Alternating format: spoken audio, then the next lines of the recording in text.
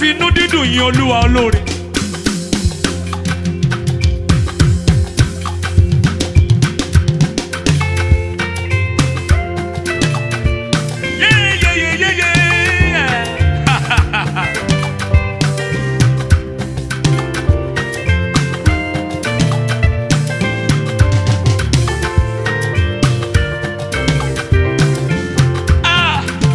Ẹ jẹ́ ká fínú dídùn yin Olúwa olóore, torí àánú rẹ̀ yóò wá títí ayé o, lódodo dájúdájú.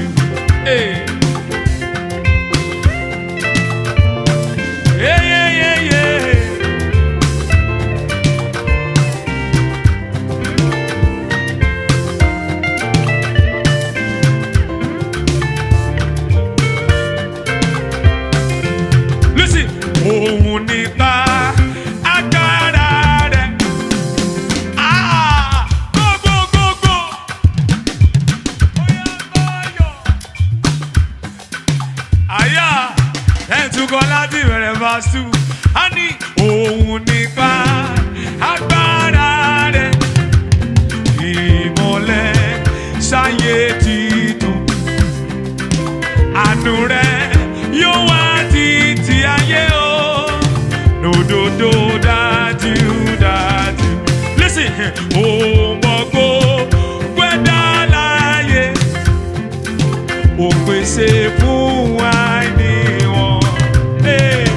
Àánú rẹ̀ yóò wá títí ayé o, lódodo dájúdájú. Ìjọ ẹ̀dá, hallelujah.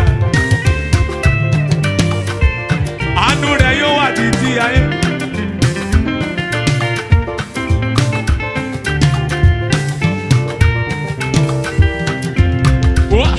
Òǹbùkún àyànfẹ́ rẹ̀, ìyàgìjú ìparun.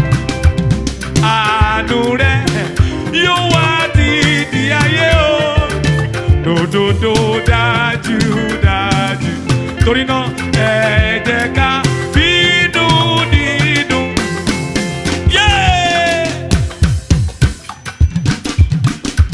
Gbẹ́dùn dé máa yìn, ó yá Jésù ní ká máa yìn, Jésù ní ká máa yìn. Ẹ jẹ́ ká fínú dídùn yin Olúwa olóore wa. Àánú rẹ̀ yóò wá